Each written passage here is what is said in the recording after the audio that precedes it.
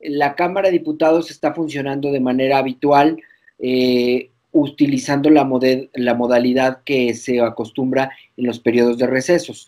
Normalmente hay 2 periodos de sesiones donde estamos los 500 diputados y en medio hay lo que se llama el periodo de receso, pero no se queda el país sin la Cámara, sino que hay una proporción más pequeña de la Cámara de Diputados y de la Cámara de Senadores que se reúnen y esa es la comisión permanente. Y siempre está, funciona para poder responder a cualquier emergencia que el país tuviera, o porque el trabajo legislativo quedó algún punto pendiente y para que no se detenga. Entonces, en este momento estamos funcionando en esa modalidad, en la modalidad en donde solamente es una proporción más pequeña. Explico, además, esto tiene que ver con una intención sanitaria fundamental cuando tomamos la decisión, fue porque si tú tienes a 500 personas de todos los rincones del país, literalmente de todos los rincones del país, desde Tijuana hasta Quintana Roo, eh, uh, que vamos y nos juntamos una vez o 2 veces por semana, podríamos llevar el bicho, podríamos llevar el coronavirus de cualquier rincón del país en el que estuviera, sabiéndolo o no sabiéndolo, comunicarlo a los otros 500 y volverlo a dispersar a todos los rincones del país. Entonces, esta manera de funcionar de la Cámara, que tiene un diseño para propiciar la representatividad geográfica del país, en este momento era algo muy peligroso, no para los diputados, sino para el país. Entonces se decidió trabajar en esta modalidad de la comisión permanente, que son un grupo más pequeñito de diputados y de senadores, y que todos están viviendo en Ciudad de México, nos están trasladando, e incluso muchas de las reuniones de la Junta de Coordinación Política o de la mesa directiva ocurren a través de videoconferencia, como en este momento estamos haciéndolo tú y yo, y entonces tienen un nivel de contacto muy bajo. Y como están todos en Ciudad de México, trasladar los documentos firmados, pues ya es un tema mucho más simple y seguro, que no implica poner en riesgo la posibilidad de comunicar el bicho a todo el país. La mayoría de los diputados estamos trabajando en la modalidad desde casa para poder desde ahí elaborar las iniciativas, los puntos de acuerdo. Eso es básicamente lo que habría que contar. Y bueno, de nuestra parte, nuestra fracción parlamentaria ha estado muy activa en varios elementos. Algunos de ellos te los puedo comentar así rápidamente. Por ejemplo, hemos planteado puntos de acuerdo para propiciar el apoyo, por ejemplo, de los migrantes. En este momento en Estados Unidos, el gobierno norteamericano está apoyando económicamente a los norteamericanos, pero entonces los migrantes están en una vulnerabilidad con el riesgo de quererse regresar porque sus fuentes de empleo se están cerrando o están entrando en pausa, y entonces eso puede hacernos entrar en una emergencia sanitaria, y entonces, bueno, estamos planteando que el gobierno mexicano tiene que apoyar también a los migrantes que están allá. Esa y otras cosas que se han ido planteando. El tema de apoyar a las MIPIMES, a las micros, pequeñas y medianas empresas, retrasándoles el pago de impuestos para que puedan en este momento seguir pagando la nómina, para que los trabajadores se queden en casa. Son algunas de las cosas que desde la Cámara estamos trabajando con la representación que tenemos. Este tema, Ariel, me parece interesante lo que menciona. Dejar claro, no es que la iniciativa privada esté buscando el que les permitan ya no pagar estas obligaciones, sino que quieren que se detenga un poco para cumplir en este caso con lo urgente, ¿no? El pago de la nómina. Claro, nosotros estamos empujando esa y otras medidas, porque en efecto, a ver, el empresario de pronto tiene el dilema, ¿pago la nómina o pago a Hacienda Los para no tener impuestos. ningún problema? Pero si en efecto, porque entendiendo que la mayoría de los negocios, la mayoría de las empresas o están trabajando a bajo ritmo o están cerradas, o por decirlo más sencillo, la población mayoritariamente no está en las calles, por tanto las tiendas y las ventas están ocurriendo de manera muy baja, ¿no? Independientemente del tipo de negocio, hay una contracción económica generalizada. Entonces, en efecto, el empresario tiene menos ingresos y dice, bueno, tengo 3 pesos, ¿qué hago con esos 3 pesos?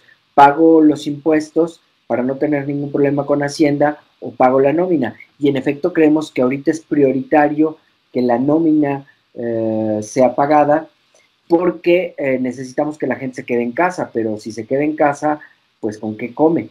¿Con qué come su familia? Esto lamentablemente escapa o va más allá la población que, por ejemplo, vive al día, todos los autoempleados, ¿no? Voy a poner ejemplos concretos, la señora que vende jugos afuera de su casa o que hace quesadillas y gorditas afuera de su casa, lamentablemente no hay quien lo apoye. Hay algunos gobiernos estatales, por ejemplo el de Jalisco, que han decidido apoyar incluso a este tipo de autoempleados porque es más complejo, pero el 90%, el 80 y tantos por ciento, casi 90 de los empleos en el país los genera la micro, pequeña y mediana. Con que se apoye a la micro, pequeña y mediana empresa, estaremos salvando que casi el 90% de los mexicanos puedan tal vez seguir recibiendo su sueldo. A veces no es el sueldo completo. Por ejemplo, he conocido empresas que están haciendo modalidades muy inteligentes y muy generosas de decir, a ver, no estamos recibiendo dinero o estamos recibiendo mucho menos. Entonces, todos los empleados ganan la mitad, pero trabajan solo la mitad. Ya sea que trabajen solo la mitad del tiempo por la mañana o que trabajen un día sí y un día no, y un día sí, un día no. Y al resto de la fábrica trabajan complementariamente. Es decir, por decir algo, unos empleados van lunes, miércoles y viernes y otros van martes y jueves y la siguiente semana se invierten. De tal manera que eso, además de bajar el ritmo de trabajo, pero bueno, con el recorte salarial a todos, y entonces es justo, me pagas la mitad, pero estoy trabajando la mitad. Y también, por ejemplo, en las fábricas, en las oficinas, se genera una distancia mayor, porque vamos a ponerlo en términos simples, una máquina está trabajando, la siguiente no, la siguiente máquina sí está trabajando, la siguiente no. Entonces el distanciamiento social aplicado también dentro de la empresa. Naturalmente que con los filtros adecuados de que el momento de llegar a todos se les obliga a lavarse las manos o a usar gel antibacterial. Entonces son medidas creativas que la iniciativa privada está teniendo y bueno, a todos nos va a costar trabajo recuperar la actividad económica como estaba ocurriendo hasta antes de la pandemia, pero me parece que es un esfuerzo que todos tenemos que hacer. Nosotros estamos justamente empujando a la federación a decir, bueno, los recursos disponibles tienen ahorita que ya empezar a pensarse con toda puntualidad para el golpe económico. De hecho, déjame decirlo de esta manera, hablamos de las dos crisis, la crisis sanitaria y la crisis económica. La crisis sanitaria, yo particularmente tengo mucha confianza en que salgamos bien.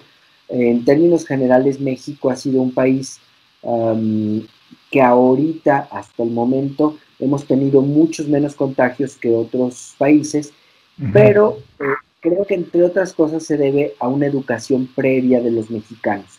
En el 2009 todos recordamos la influenza de H1N1, que no se declaró pandemia en el mundo, porque México hizo tan buen manejo dentro, que fue una epidemia nacional y hubo algunos casos en otros países, pero no alcanzó a convertirse en pandemia.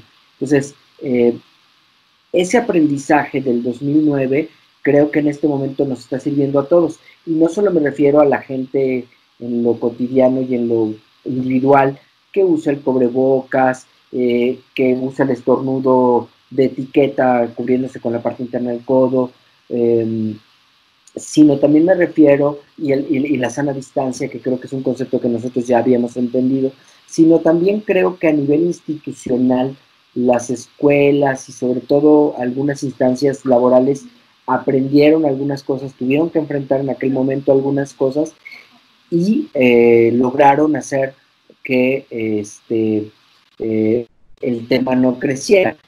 Todo ese conocimiento se está aplicando. Yo creo que muchas instancias de gobierno y privadas están utilizando ese conocimiento y esa experiencia. Entonces, lo sanitario a mí me preocupa menos. La parte muy preocupante y en la que estamos ahorita también concentrados en empujar para que el gobierno federal haga lo que tiene que hacer es la crisis económica, porque todo el mundo está en crisis económica. Y hay que entender dos elementos fundamentales que creo que a los mexicanos no se nos debe olvidar.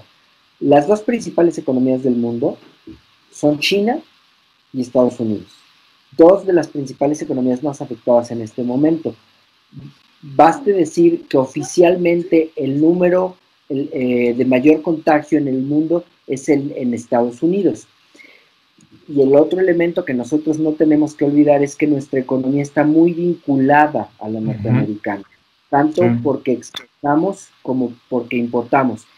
Hay un dicho popular, dicen que cuando en Estados Unidos les da gripa, a nosotros nos da pulmonía, hablando de economía, y me parece que aquí aplica. Y si a eso le sumamos que el mundo entero está entrando en una fase recesiva, pues nosotros tenemos que preocuparnos. Entonces, bueno, esa parte de la crisis económica hay que enfrentarla con solidaridad, por eso desde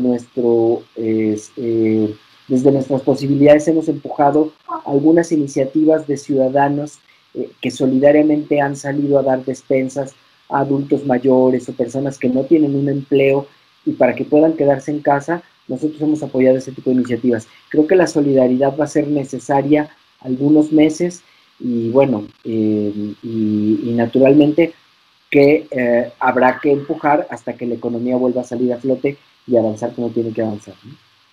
La primera pregunta que me surge de esto, Ariel, es ¿cómo ves tú la respuesta del gobierno federal? Por desgracia, lo escuchamos diariamente en las conferencias de prensa matutina, siempre es el mismo comentario: se están generando ahorros, vamos a salir adelante, se están generando ahorros, vamos a salir adelante, pero no se plantea una estrategia, no se da a conocer la estrategia para atender el tema económico. ¿Qué les dicen a ustedes sus homólogos de Morena?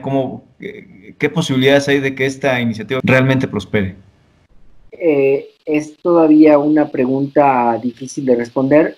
Creo que en una suerte de inteligencia económica, de decir, a ver, no hagamos que la gente se guarde tanto tiempo, porque eso va a empezar a afectar distintas cosas de la economía. Sin embargo, mal momento tal vez para entender economía. Es decir, creo que el llamado sanitario urgente era quedarnos en casa para no transmitir el bicho, para que la cantidad de contagios fuera la más baja posible, y eso nos iba a disminuir problemas económicos a todos, tanto a la planta productiva, porque los empleados están enfermos y no van a trabajar, como porque no hay población que compre y entonces las ventas se bajaron, como el gobierno, que iba a tener que utilizar muchos recursos para sanar a muchos de estos contagiados. Entonces me parece que la prioridad era la sanitaria. Afortunadamente el gobierno federal tarde, pero tuvo un cambio de postura. Hay gobiernos estatales, gobiernos municipales que se han tomado la atribución de interpretarlo como, bueno, entonces vamos a poner multas o meter a la cárcel momentáneamente a quien incumpla esta regla, para forzar a la población a entender que es un momento de urgencia quedarnos en casa. Esto afortunadamente ya se hizo, digamos, la federación reaccionó un poco tarde, pero lo está haciendo bien, y es el momento en que está en manos de todos impedir el crecimiento y la multiplicación de los casos.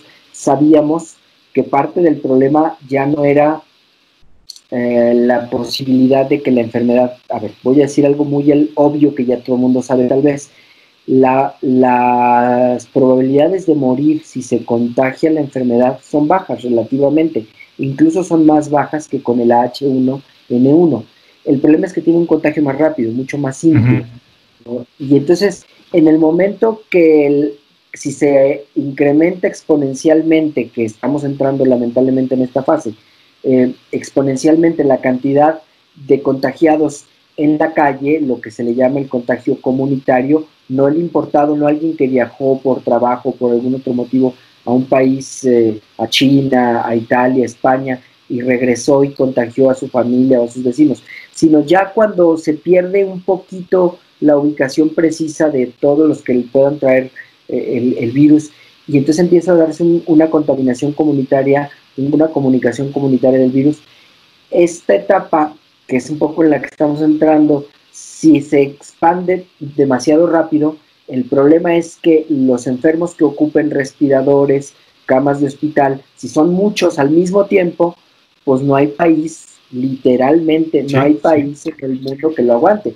Ya vimos que Italia no pudo, ya vimos que España no pudo, ya vimos que Estados Unidos está teniendo problemas. Es difícil pensar que con los problemas de infraestructura de salud que el país trae, y la región y el distrito traemos, vamos a tener capacidad suficiente. Entonces, bueno, es un poco lo que se quiere evitar y lo que se ha querido evitar. Esperemos que nuestra capacidad alcance y bueno, es un poco lo que estamos ahorita ocupados. Pero nos tenemos que empezar a ocupar de la crisis económica, ya empezó y que va a continuar y que en la medida que no podamos salir, pues tampoco hay mucho cómo revertir esto, ¿no? Ahora, en este tema, Ariel, una crítica que yo siempre hice en el radio fue, pues digo, no soy experto en el tema económico, pero pues también todo el mundo creo que coincide en este tema.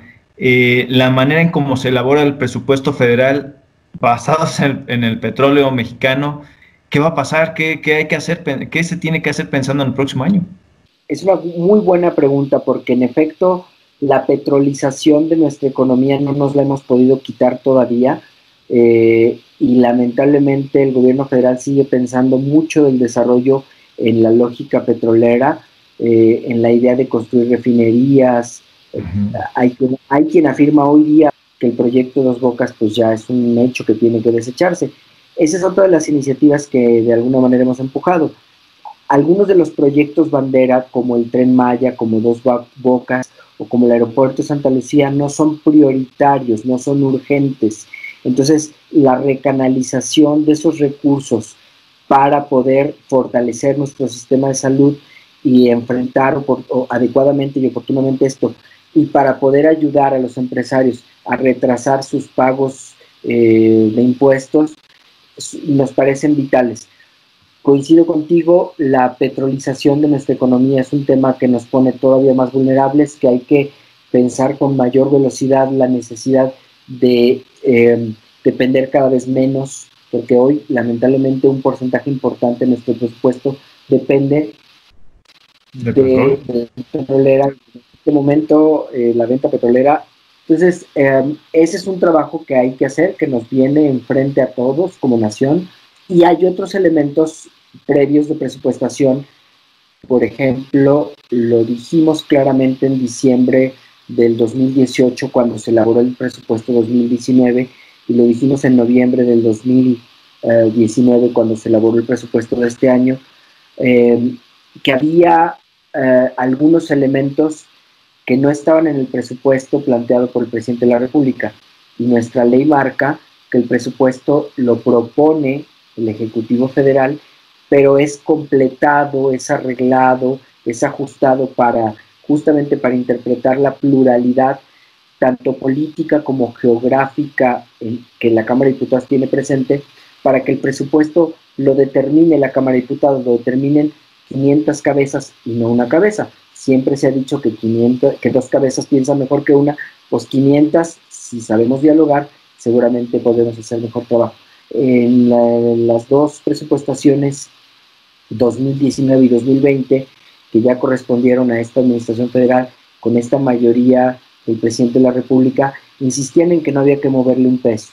Por ejemplo, insistimos en la necesidad y en la pertinencia, dada la legislación de la creación del INSABI, de meterle más recursos a la salud. Se dijo que no.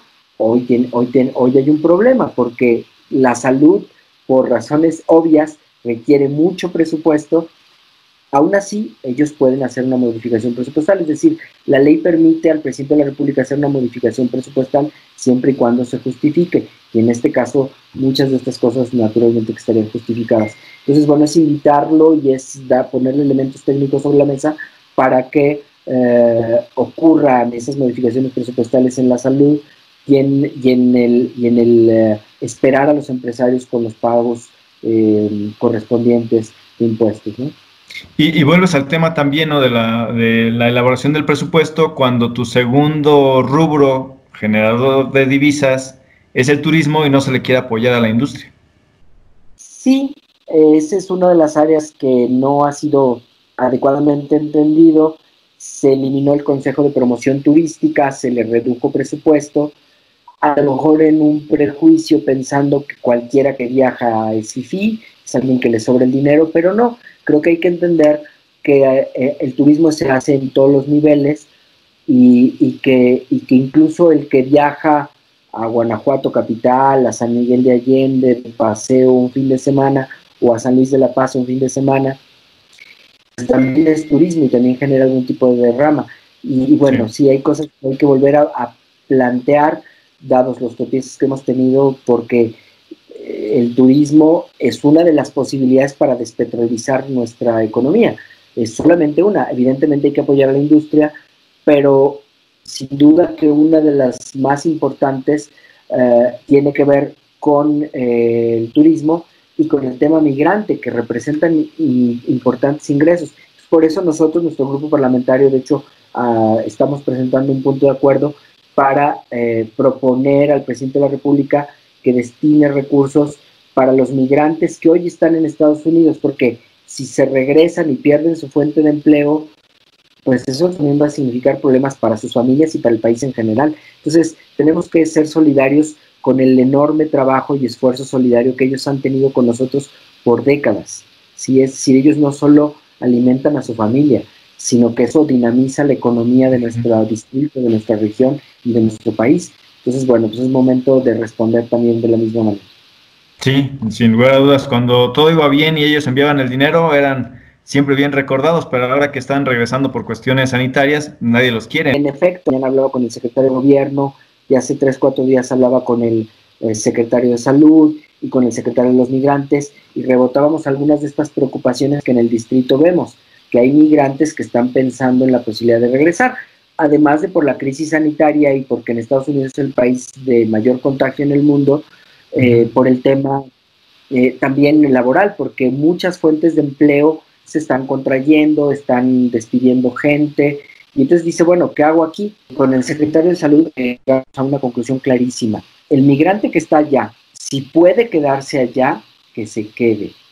Voy a explicar por qué. Claro, si no tiene una fuente de empleo es complicada esta recomendación, pero si la tiene, da lo mismo guardarse aquí que guardarse allá. Y el simple viaje no es recomendable para ti, no es recomendable para mí, no es recomendable para el presidente de la República, no es recomendable para nadie. Viajar en sí mismo nos da la posibilidad de tocar objetos que pudieran haber sido tocados por alguien contagiado, y entonces el bicho se comunica más rápidamente. Entonces, la primera recomendación es: los migrantes guárdense allá, si lo pueden hacer, y si acaso regresaran, por favor, el autoaislamiento voluntario por 14 días es determinante para cuidar a su familia, a sus vecinos y a todos, ¿no? Y bueno, es un momento donde se requiere la solidaridad de todos, cuidándonos, no viajando, cuidando los empleos, etcétera, etcétera, ¿no? En fin, Ariel, muy complicado este tema, no tenemos una infraestructura sanitaria adecuada, los temas económicos que en estos momentos todo se complica derivado de la situación de salud. Algunos temas que ha manejado el presidente de la República con sus iniciativas, como por ejemplo la cuestión de la revocación del mandato, que me parece que no fue el mejor momento para discutir este tema.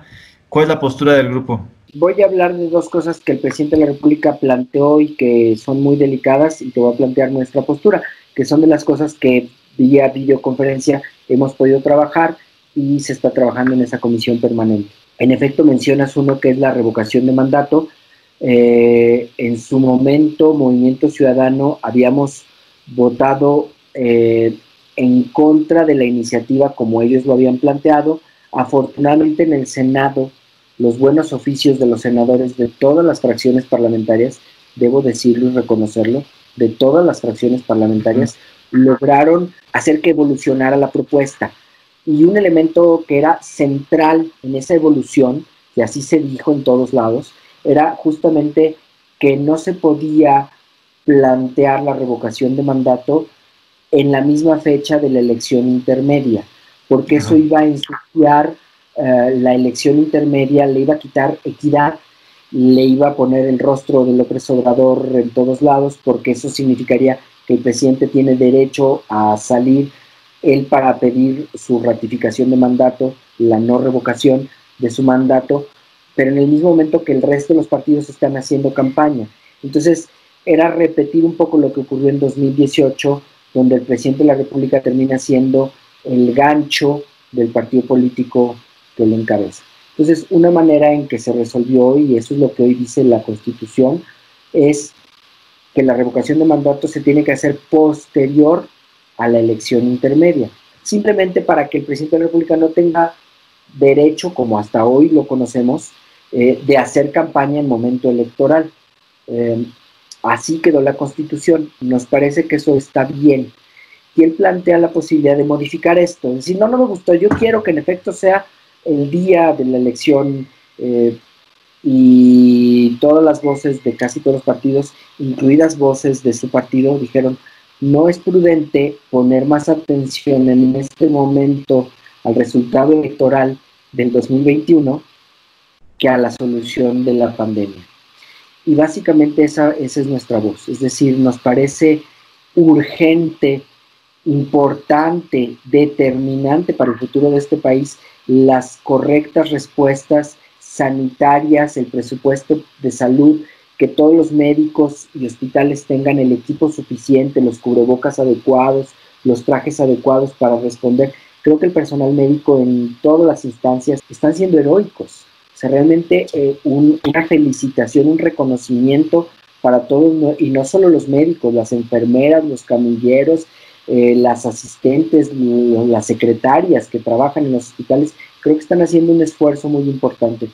Es momento de concentrarnos en cómo los apoyamos y después, paralelamente, cómo apoyamos la productividad general del autoempleado, del microempresario, del pequeño empresario, del mediano empresario. Y si tú quieres, pensamos hasta el último en los grandes empresarios. Pero si no pensamos en esa echar a andar la economía del país, pues nos van a costar trabajo. Y después pensamos en elecciones. Ahora, a mí lo que me ocurre al pensar en esto es que yo pensaría que ellos están teniendo indicios de que si no sale el presidente de la República a ayudar, como ocurrió en el 2018, pues a lo mejor tal vez los números no les sean tan favorables y están preocupados por eso. Entiendo esa preocupación, es legítima la necesidad de la pluralidad en el país, pero creo que hay prioridades en tiempo. Naturalmente, pues conlleva también la necesidad de mucho trabajo, de pues buscar la forma de cómo generar los consensos, especialmente para solucionar todos estos problemas. Hablabas también del tema del apoyo que se está brindando, que estás brindando desde tu oficina precisamente a las personas que menos tienen. Platícanos qué es lo que estás haciendo. Tengo entendido que estás trabajando al respecto aquí en la zona. Sí, de hecho, mira, en San Luis de la Paz estamos apoyando incluso a través del gobierno municipal, y hay una organización ciudadana que planteó la posibilidad de ayudar, y nosotros dijimos, claro, nos interesa y apoyamos en la medida de nuestras posibilidades, porque creo que lo más importante, ahora, quiero aclarar esto bien importante, es un apoyo que nosotros no lo determinamos. Se apoya a las personas, a los adultos mayores de comunidades de cabecera municipal, y gente no necesariamente adulto mayor, familias que, como decíamos, tal vez tienen que trabajar y viven al día, y entonces ellos están determinando a quién se apoya. Y nosotros dijimos, adelante, vamos. Por ejemplo, te cuento que en algún momento nos pasó por la cabeza la pertinencia o no de salir a entregar algunas de estas despensas, pero rápidamente, de manera personal y en el equipo, dijimos no por dos razones. Primera, porque por un tema sanitario tenemos que poner el ejemplo de trabajar desde casa con inteligencia. Y dos, además de las posibilidades de contagio, tanto de ida como de vuelta, que no tiene caso, es decir, no es momento electoral, no es momento de pararse el cuello y decir yo ayudé a esta persona o a esta otra. No.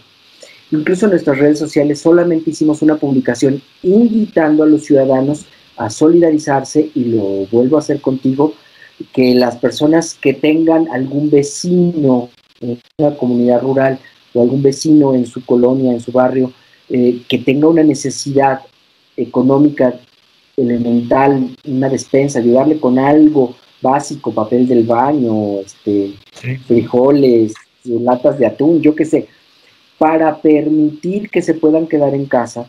Pensemos sobre todo en aquellos vecinos que viven al día, que trabajan día a día para poder tener la comida del día siguiente.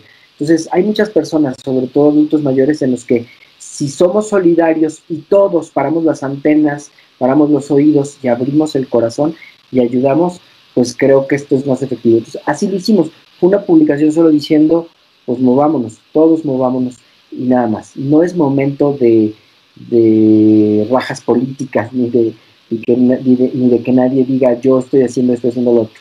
Creo que es momento, como dice el Evangelio, que lo que escribe tu mano derecha no lo sepa la izquierda, momento de ser generosos, de dar y de ayudar a que todos estemos bien, ¿no? Sí, naturalmente, si uno tiene la posibilidad, pues buscar hacerle llegar ese pequeño granito de arena en la solución de esos problemas que tenemos en esos momentos, ya lo tenemos todo. Haría mucho trabajo, naturalmente esta pandemia, para bien o para mal, digo, va a ser muy doloroso, ha sido muy doloroso hasta el momento y apenas empieza lo complicado. Representará muchos cambios sociales, económicos, políticos, financieros, en todos los sentidos.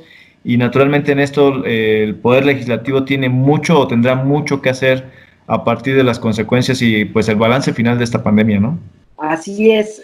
Déjame, Chava, también compartir con la gente porque luego nos centramos y tenemos toda una cuarentena hablando de lo negativo.